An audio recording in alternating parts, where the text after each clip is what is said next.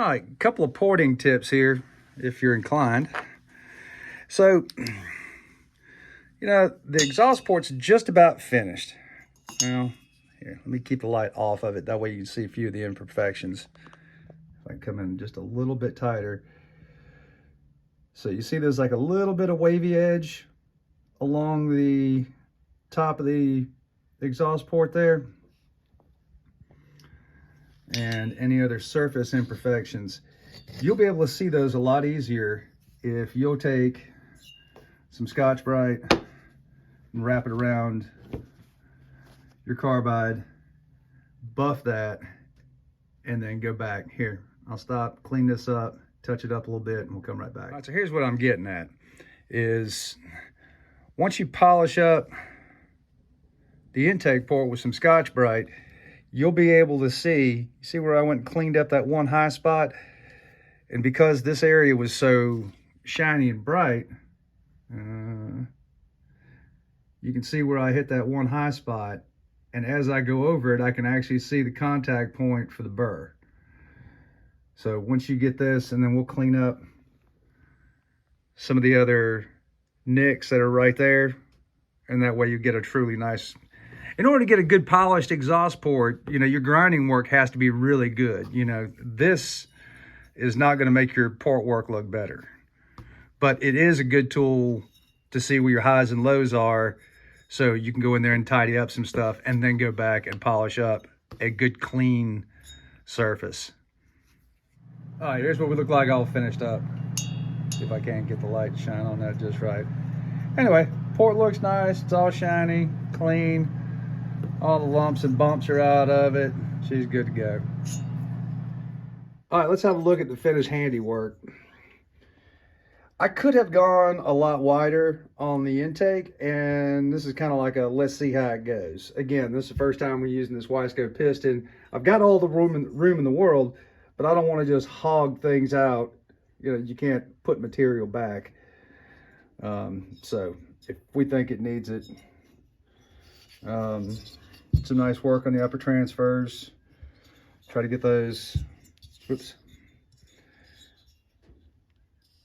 It's really hard trying to get a good angle on this. Maybe the other side will. Okay. Do your best at getting that charge back towards the intake side of the combustion chamber. And then here's our exhaust all prettied up. Well chamfered. I actually went back and re-chamfered some of the factory stuff just because where I didn't touch, just for a little extra insurance. There's very little crown to that, and I've done this in another video, so I want to show y'all something.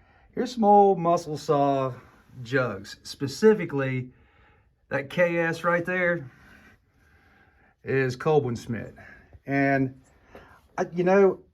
you look at these and go, they really were pushing the envelope back then. So this is for an 064 jug. Everybody knows it's really strong saws, ran fantastic, legendary. Here's a slant fin 044, and I want to show you some of the port work that's in here from the factory. All right. Come on. Here, let me take you in just a little closer and see if we can get. Look how flat the roof of that upper transfer is. And then here's something cool.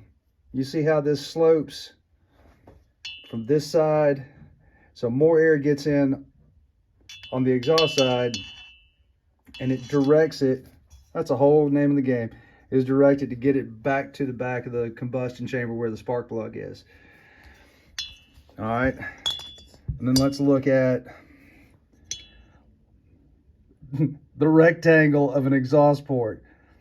There's a lot of carbon in there. Obviously, there's a well-used cylinder. So it had a ton of miles on it.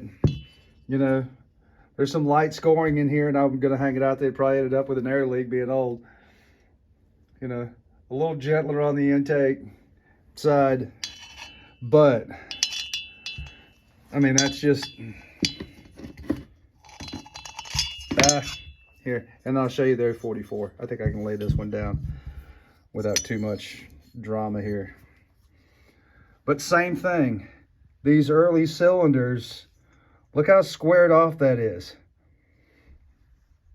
Hardly any crown whatsoever.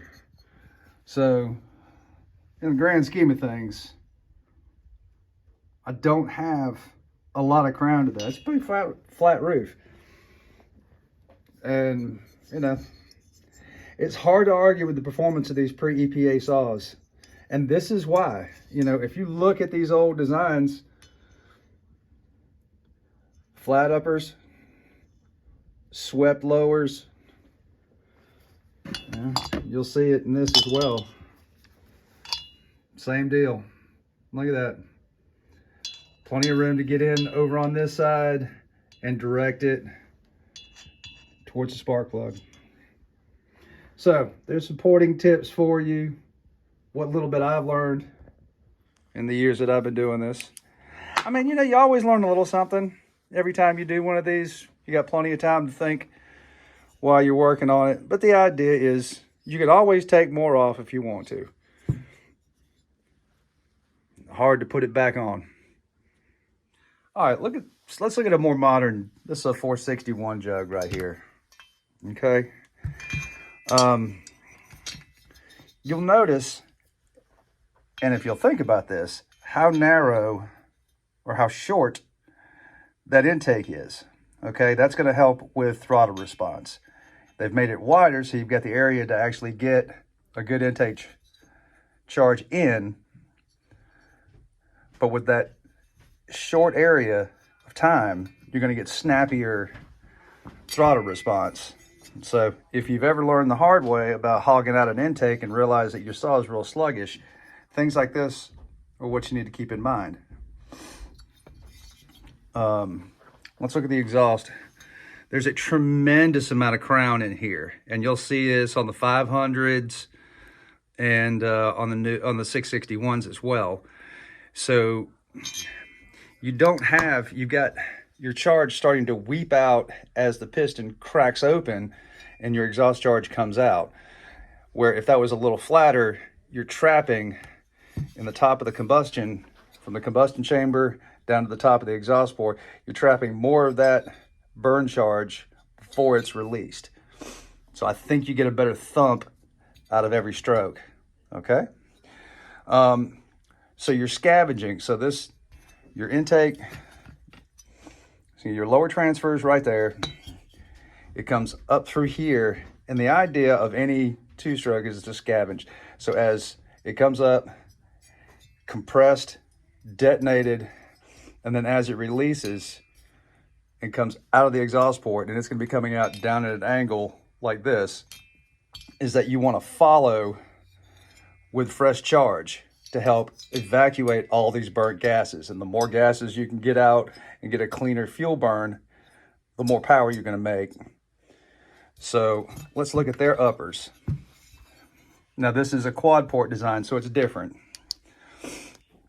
It's going to be really hard to get this to focus. I tried a couple of times, but if you'll see, that secondary back there is sloped, okay? And then your primary, which we're only going to be able to get a glimpse of, is pretty flat. Hard to tell from right here. So you've got that primary charge, which is skating across the top of the piston, and then your secondary charge, which is going to help that scavenging. Does that make sense, or is it clear as mud? All right, so there's some old school stuff and some new school stuff. You know, that's just how I port, you know, and this is what I've seen. You know, you got to take some things from the past and say, you know, that really worked. Those O-series saws, the 44, 46, 64, 66, those are great saws. They were dependable, they lasted, you know, so I don't think the ring wear was quite as bad, you know, and I'm not going to leave out the 2 Series Huskies either. I mean, I think those were amazing versions of the saws before we got EPA involved in small engine, you know, under 100cc little garden tool motors. But there's a lot of different ways to make performance, and I think without a lathe, you really have to be careful what you do. So do your grinding sparingly, make sure you chamfer your ports really well and anywhere that ring's going to come in contact with, and you'll have less ring wear, as well as, you know, you'll hear most builders say run at least 40 to 1. And there's a reason for that. You know, you get a little bit more oil in your fuel mix, and you're going to have less friction, which is less heat, which means longer life. You follow me? It's not that because you ported the saw, you need more lubrication. I think it's the more you work on these, the more you realize that 50 to 1 is marginally adequate and will do a decent job. A little bit more oil will keep your engine and your bearings lasting a lot longer. So with that being said, thanks for everything. I appreciate all the support, and let me a like if you enjoyed some old school saw and some new school saw stuff, talking about port work. All right, y'all have a great day. Thanks.